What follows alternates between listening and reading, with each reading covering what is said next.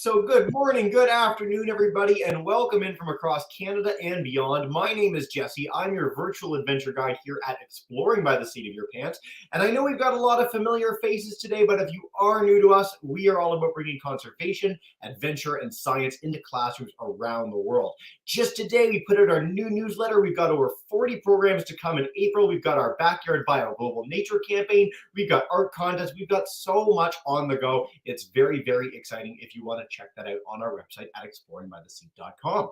Now, before I get underway with introducing today's program, I will note that we have a Kahoot together. So if you want to play along with a little 4-question quiz between our talk and our Q&A portion of today's program, type in kahoot.it, use that game pin. I will share that again before we get underway, but it's a fun way to keep it extra interactive in today's broadcast.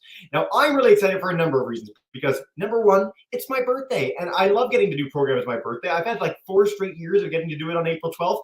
And frankly, there's no person I'd rather be spending my birthday with than our speaker today. And that is Marion McGraw from Parks Canada. So welcome in, Marion. It's so nice to see you for this special day. Marion, for our audience, Marion has done more programs individually as a speaker than I think any speaker in our history. She's like the oldest of pros. She could do all of this backwards and forwards at this point. So it's always so fun to get to see you. And today's topic, we've got to admit, is like especially cool, right, Marion? Like I am pretty jazzed.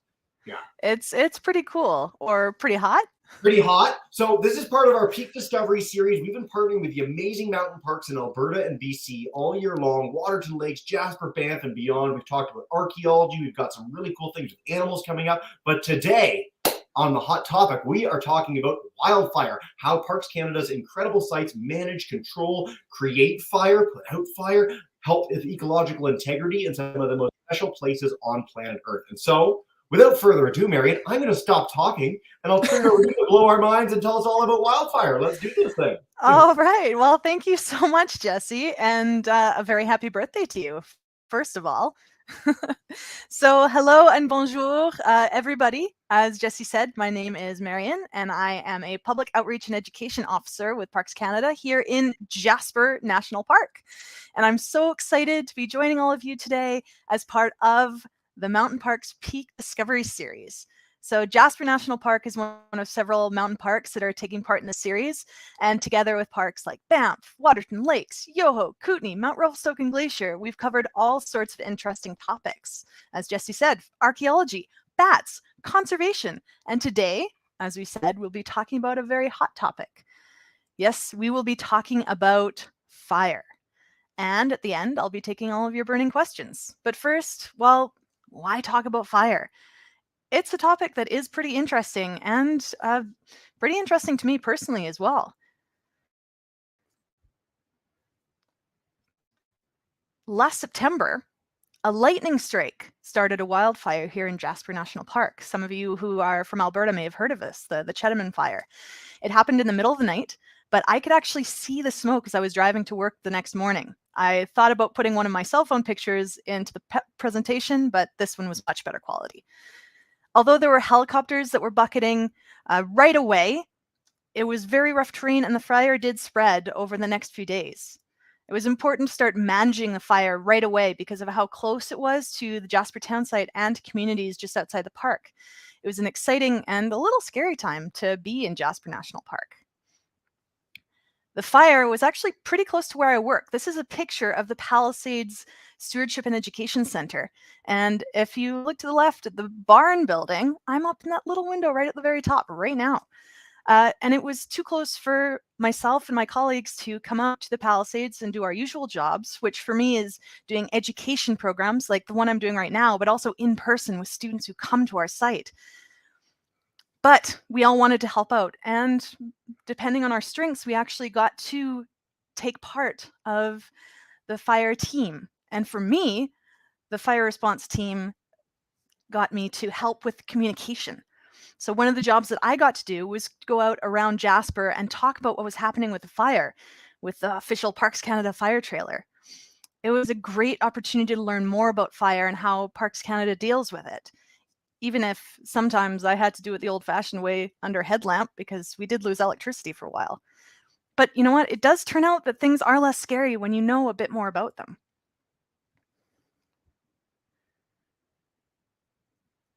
Parks Canada's fire management program has a few different things that they focus on. One is to reduce the risk of wildfires that can be dangerous for all of us who are living in or near national parks. Another is to make sure that they're always ready to respond if a wildfire does start, just like they did when the Chetamon fire started in September last year. Parks Canada team members came from all over the country to do that here in Jasper, and some provincial fire crews helped out as well.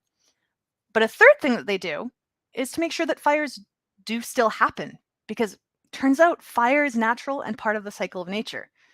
You might be thinking, wait, what? It's not all about putting out fires? Well, turns out there are two sides to this fire coin.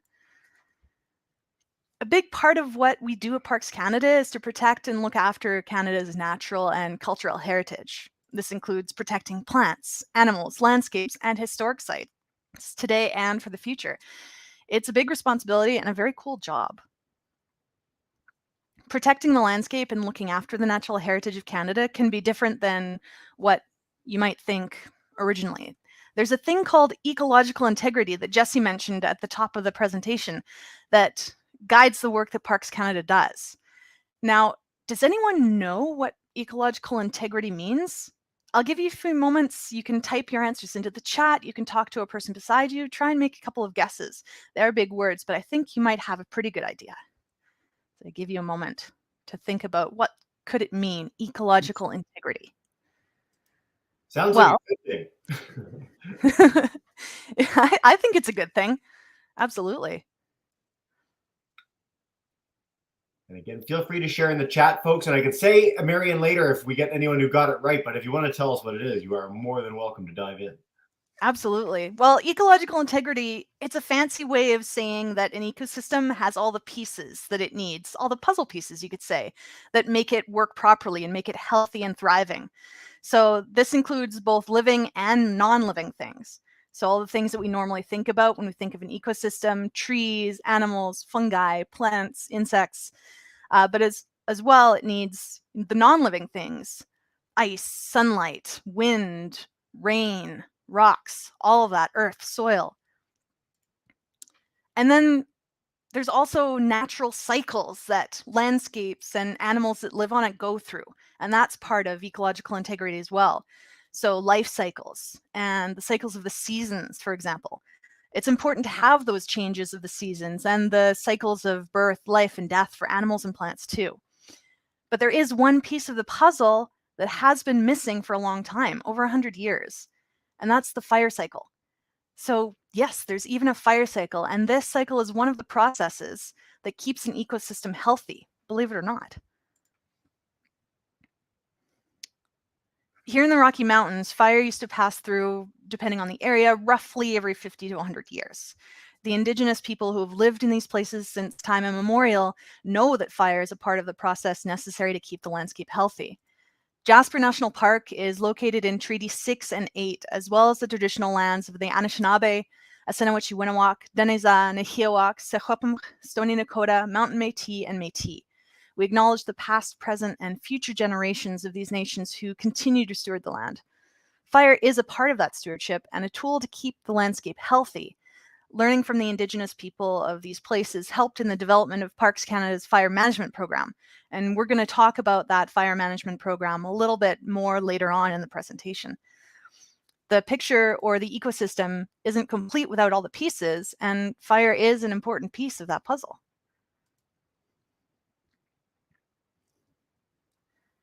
So how does fire help the landscape? Well, when there's a wildfire burning near town and the air is filled with smoke, it's hard to see the good things that fire can bring. You have to wait for the smoke to clear to be able to see the results. And do any of you have any guesses about what benefits, what good things fire could bring to the landscape?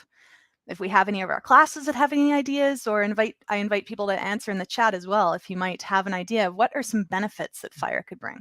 Actually, I'm going to go to one of our classes live, if you don't mind. Miss Mustard's class, if you guys want to chime in, what could fire do to help the landscape? What do we think? Emma? Just waiting for Amrutha? Yeah, hi. Maybe it can like burn the weeds so new crops can grow. Nice. Get rid of the bad plants. Better things can grow. DeWitt Middle School, what do you guys think? Any thoughts? Go ahead, Eve. She's coming. You got this. Okay. Hey, Seeds can form like from trees. seeds can form from trees with fire. Good. This is your foreshadowing. This is very nice, Marianne. Yeah, really good ideas. Do we have anybody else? Yeah, clears the dead brush we've got on YouTube, releases nutrients in the trees into the soil. I like these options, guys. These are great. Yeah, that's fantastic. So good ideas, and keep those ideas in your mind as we go on through the presentation, because you might have foreshadowed some of the things that I'm actually going to talk about. The thing is, for a long time, fire was put out immediately in the national parks. Wardens were trained in firefighting, and they got really good at it. But what happened is that all the good things that fire does were erased from the landscape. And as a result, Jasper National Park looks a lot different now than it used to.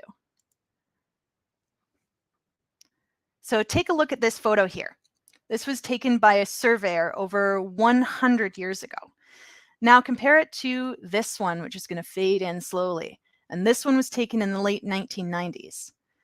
Can you see the differences? I'll put the photos side by side so you can get a better idea.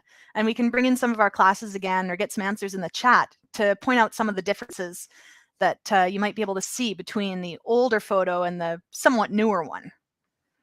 Fantastic. So a quick note as well, Miss P's class, I saw this after I finished off with those answers, noted some plants being activated by fire to start new growth is another answer. But if they want to share anything in the chat, we'd love to hear from you guys. How are the pictures different? YouTubers, of course, you can chime in there. Miss Mustard's class, I'll come to you guys first again. Oh, great one. Again. Here we go. Hey. There are more trees in the background than it used to be. Yeah, way more trees. Looks like an old fire-filled and new growth forest. So again, we're filling in. We got more trees going on. DeWitt Middle School, any extra things to add? It's darker, and there's a railroad track. Trees more. That's our big takeaway, Marianne. Absolutely. Yeah, that's right. Yeah, there's a lot more trees in the more recent photo. And that's because, as some of our students said, fire can clear out the dead or dying trees, as well as fallen logs and other debris that's gathered over the years, and it clears space for new growth. So well done, classes. Now here's an even more recent photo. A lot of these trees that you can see in the photo are the same kind of tree. They're lodgepole pines, and they're roughly the same age too. Now, do you think that's a healthy forest if everything is the exact same? Not necessarily. There's not enough variety. It's important for forests to be more like mosaics. And that's something that we talk about a lot, the forest mosaic. If you have all tiles of one color in a mosaic, it's not a very interesting image, is it? It's only when you have a variety of tiles in different colors, shapes, sizes, that you get a cool picture. And it's that way with forests too. Animals who live in the forest actually need a variety of different trees and plants.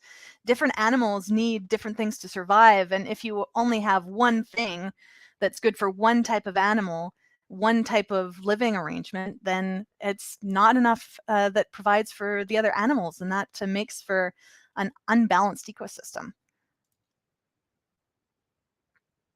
And as I mentioned, a lot of the trees are the same age, which can sometimes cause some problems.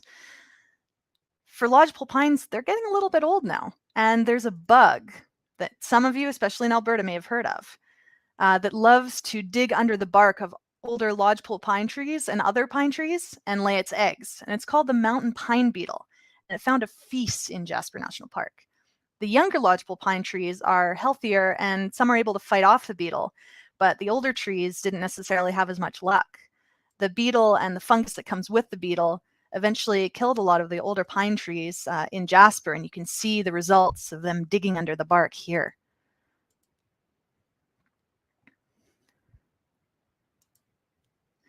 The reason so many of these pine trees are the same age is that this tree, like some of our students said, actually needs fire, at least a good dose of heat to release their seeds. Lodgepole pines have what are called serotinous cones. So that means they're basically glued together until like Marion, I'm going to stop you really quick. I'll put her in the background ever so briefly. I thought this might happen with this video. So we've got Carly, our master backup Parks Canada extravaganza person, who's going to bring up her video so that we can play this without having such crazy bandwidth that it shuts down the video and shuts down Marion at the same time. So Carly, if you'd be willing to bring up that video, I can cue that up for us. Thank you very, very much. And Marion, I'll come back to you in 2 seconds, but you're good now, back in the background. Let's get our fire thing so we can witness this together. And Carly, if you want to come in and tell us what's happening, like Marion was doing, that would be great as well. But you can play it for us anytime. You're good to go. Okay, I'm going to play the video here, and it's showing what happens to pine cones when they're exposed to fire.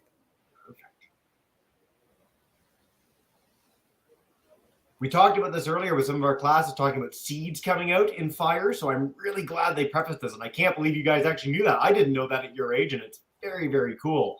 So we'll have the chance to showcase this in just a sec by the end of the video. And then we'll head back to Marion for the remainder of the broadcast. Thanks, Carly. You can see the pine cones starting to open up. And there it is, and they all shake out. How extraordinary. Thank you kindly. Marion, you're back. We'll bring you back in for our remainder. And program by committee, but you're good to go. Absolutely. Hey, I love teamwork. I think it's the best way to do things. So lodgepole pines have evolved to go along with fire by needing fire to release their seeds. Other trees do things to protect themselves from fire, like the Douglas fir trees that have really thick bark to protect it from fire. And lots of old living Douglas fir trees show fire scars from old fires that passed through a long time ago. But they were able to survive thanks to that protection of that bark. Fire is also helpful because it helps to create more open spaces. So larger spaces between trees and even open areas like meadows, which are an important part of that forest mosaic. And as mentioned by some of our classes, plants that like the sunshine, well, they have a hard time when the trees are too thick. You saw in that photo, it was really dark, as one of you said. The trees block the sunlight. When fires go through, they clear space for the sun-loving plants to get the light and nutrients that they need. And not only that, but when the fires burn more frequently, they're not as hot. And so the ash from the fire puts a lot of nutrients back in the soil for healthier plants. And this picture right here is actually of new growth only 5 days after a fire went through the area. Nature comes back really quickly. And of course, animals love this too. Animals like elk and like bears, they love grazing in these open spaces. And the bears really appreciate the delicious treats that thrive in the sunlight, like buffalo berries. The birds also love it when a fire goes through the area, especially birds like woodpeckers that eat a lot of insects, because the insects come and burrow into those logs that have been burnt to make their home there. And it becomes an all-you-can-eat bug buffet for those woodpeckers and other birds.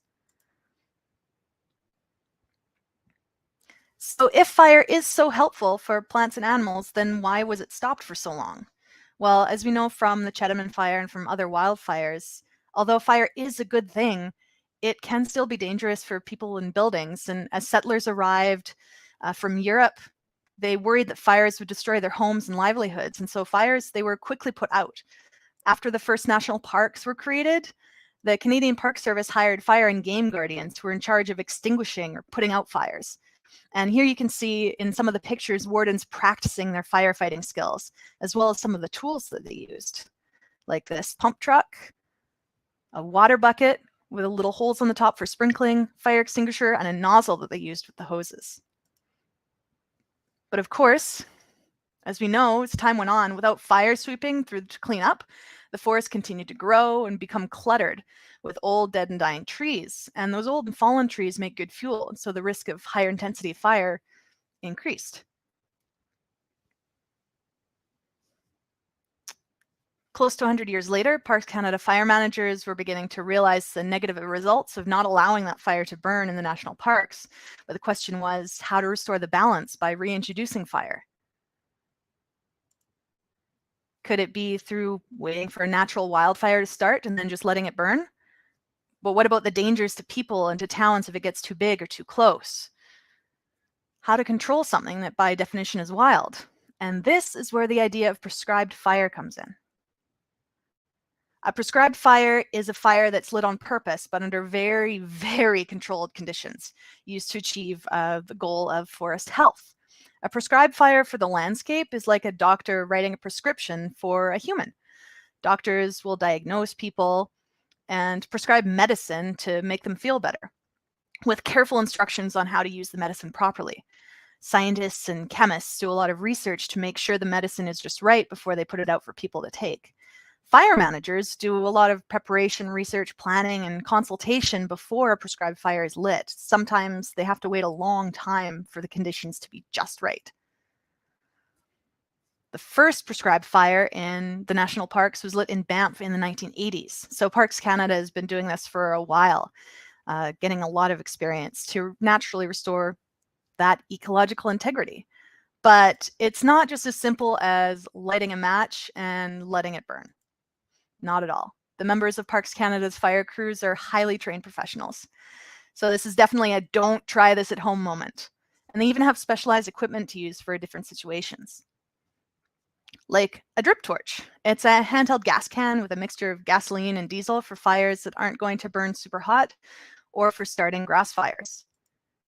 Drip torches are only used where it's safe to have people in the area, and fire crews use these when they're looking to burn away the deadfall and undergrowth. So it's burning from the ground up.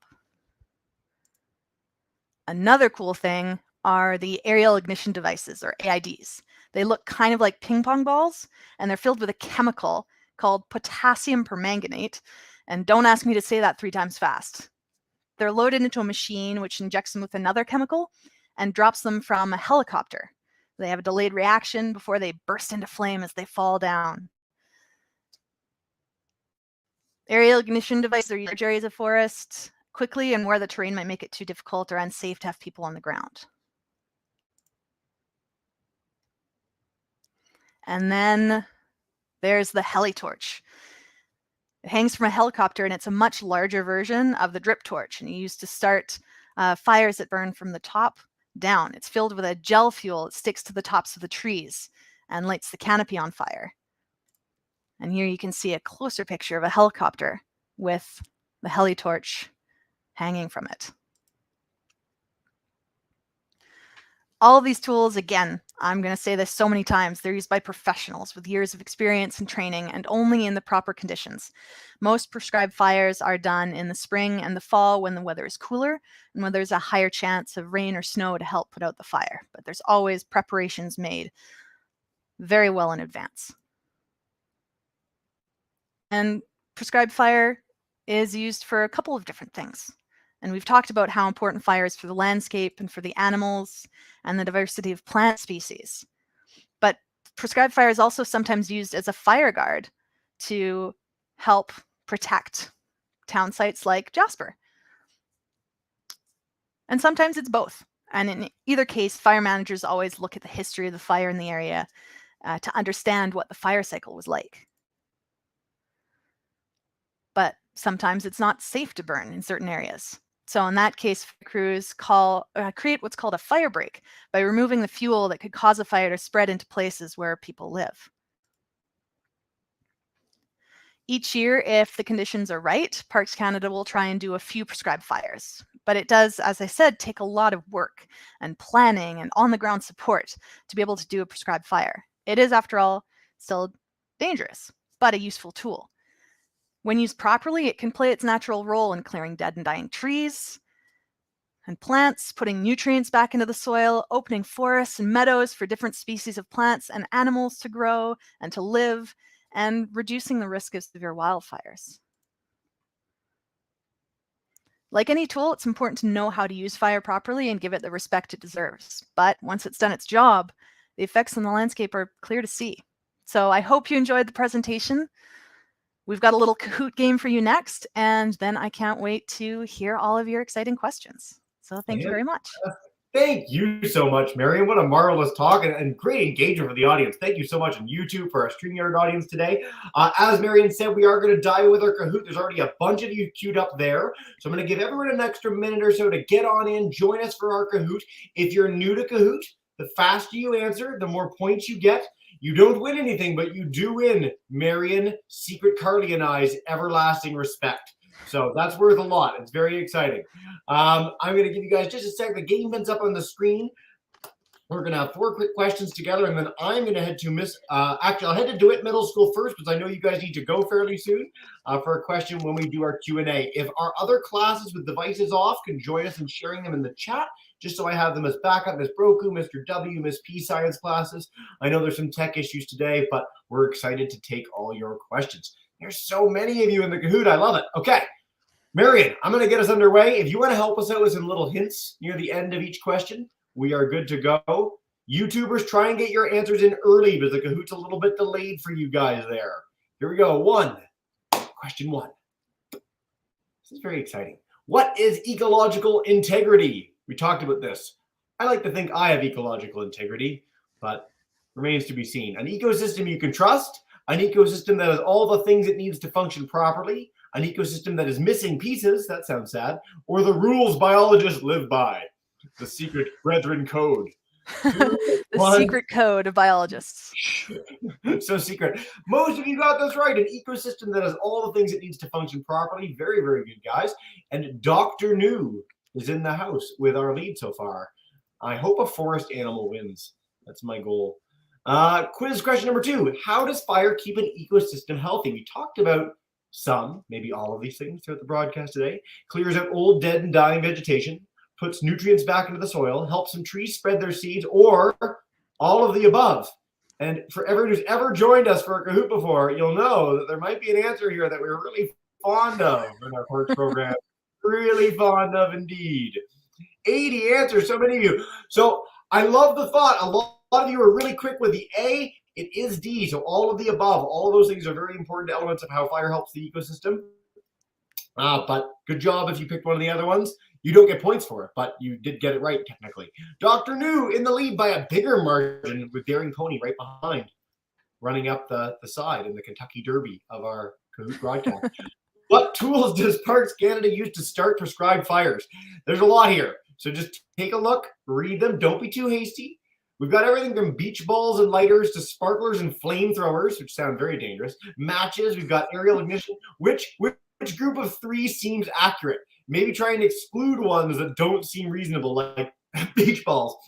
Almost everyone got this. Drip torches, heli torches, and aerial ignition devices. I've got to tell you, kids, if you end up with a job in parks, there's a chance that you get to be a heli torch person, which is the most incredible job title in the whole world. So that's your future in Parks Canada, possibly.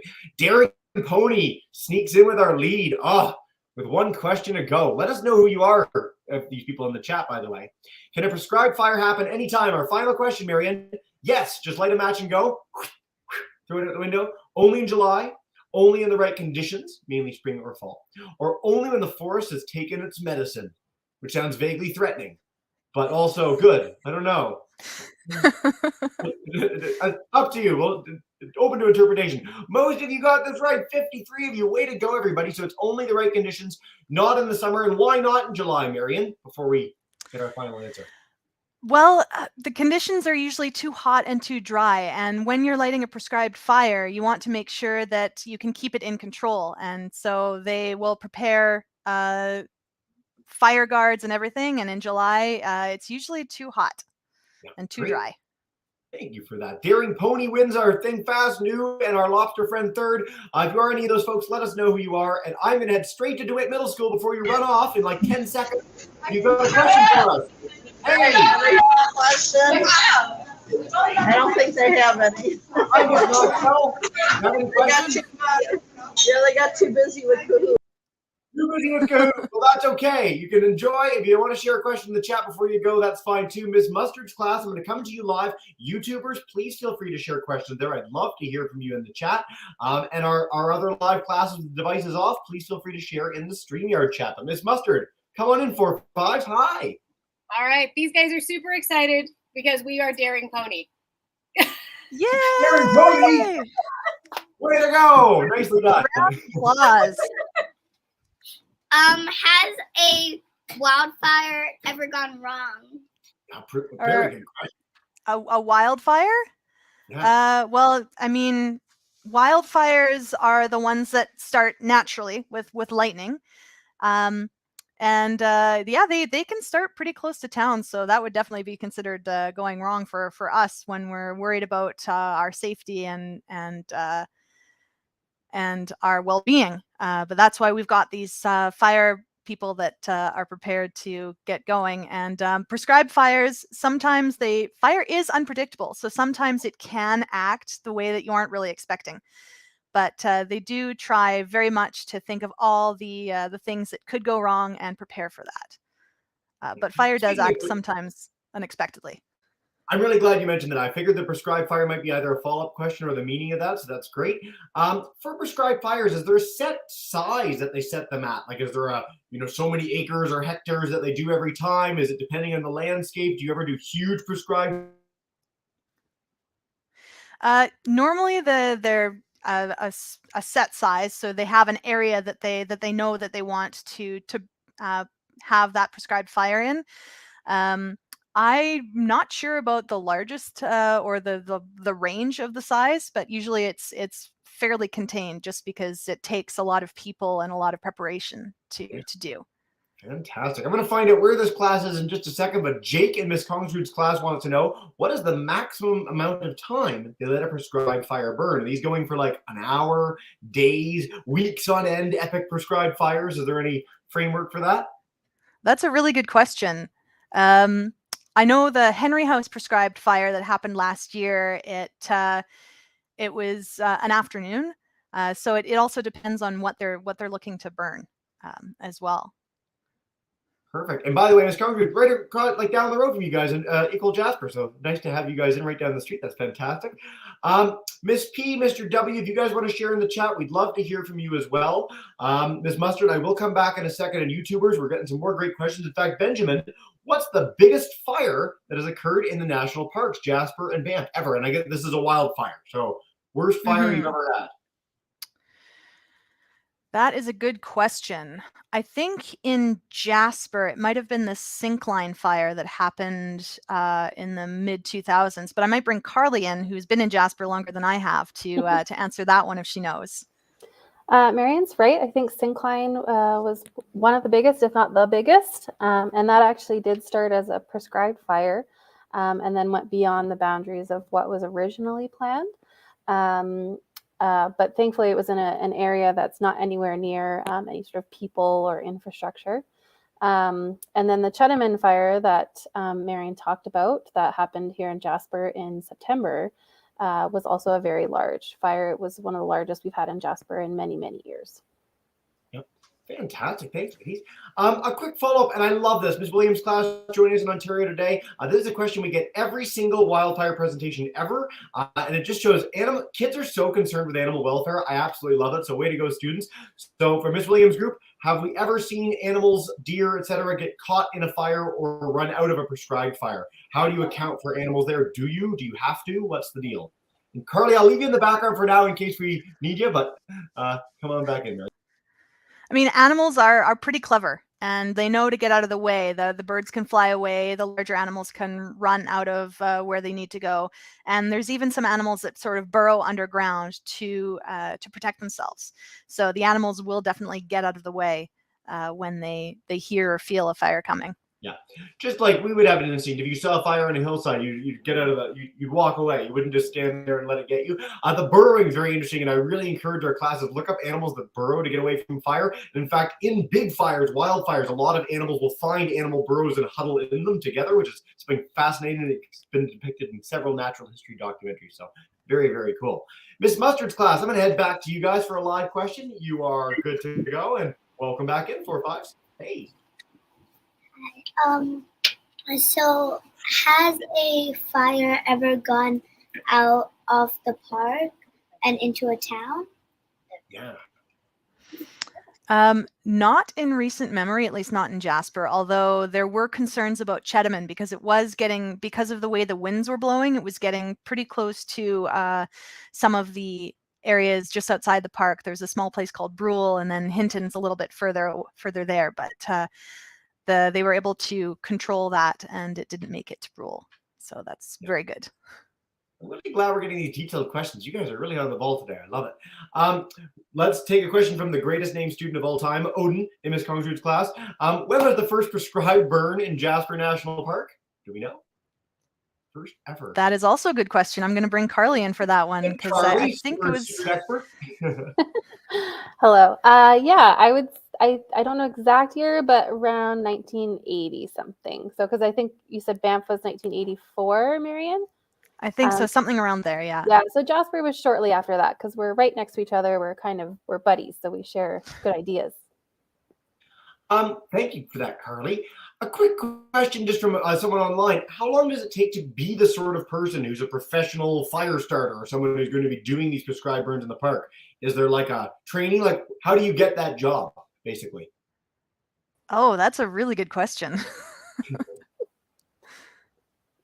That one I can answer a little bit. There's a wide variety of skills and education that people bring to a fire management job. Alberta does have a really cool program. I'm sure it's similar in a lot of provinces. They have, I forget what they're called, but it's like a Guardians. We can look it up and share it with you, but it's for like a teenagers program to get some skills and learn about fire management. And a lot of people have a background in biology, ecology, or they spent time working as firefighters. So lots of different ways you could kind of get into that field. I'm going to give a shout out to my buddy Tim, who is well on the route to becoming one of those cool fire people and started off in sustainability and biology at a college and university and has worked into a path where, again, you're starting to learn how to light fires, what to do, how to handle them. It's a very, very cool job for any students that might be interested in the future. Thanks, Carly. Thanks, Marion. All right. Miss Kongsrud's class, you guys are like the most engaged YouTube class of all time. Cedar wants to know, what is a crown fire? Cool question. Oh, a crown fire is when the fire is at the top of the trees and it sort of jumps from one top of the tree to the other because the top of the trees are called crowns. So that's a crown fire. It's when the fire isn't burning from the ground up. It's when it's burning at the very top of the trees and it jumps from one to another. Marion, do you know, I'm trying to think of the name of this. I saw it in IMAX. It was an older film. It was from like 70s and 80s. And it was like a famous Ontario, actually, IMAX film of like a wildfire going.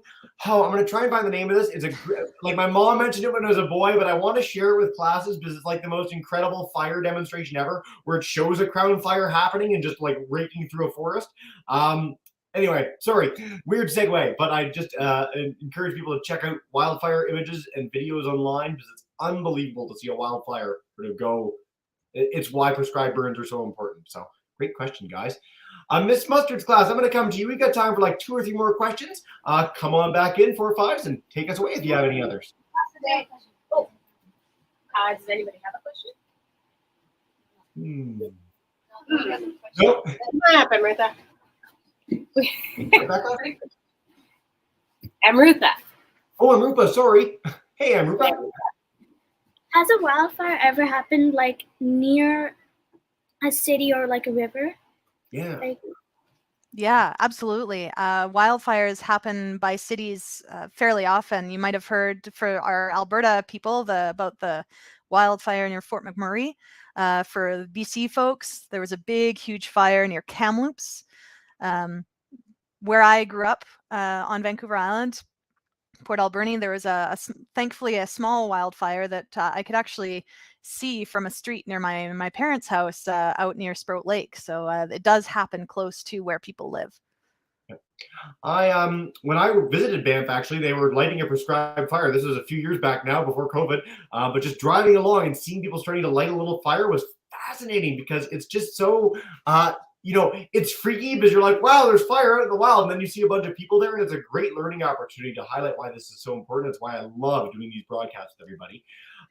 Marion, time flies and you're having fun. We're nearing the end of the broadcast. I will share with everyone, if you want to check out Parks Canada's spectacular fire conservation management website generally, learn more about the amazing work that they do, I really encourage you to check out that site. I'm also going to share the Junior Fire Rangers, which Carly so lovely shared. I put this on our YouTube chat as well. If you want to learn about being a junior forest ranger, some great resources there. We can send these all to every registered class in an email as well.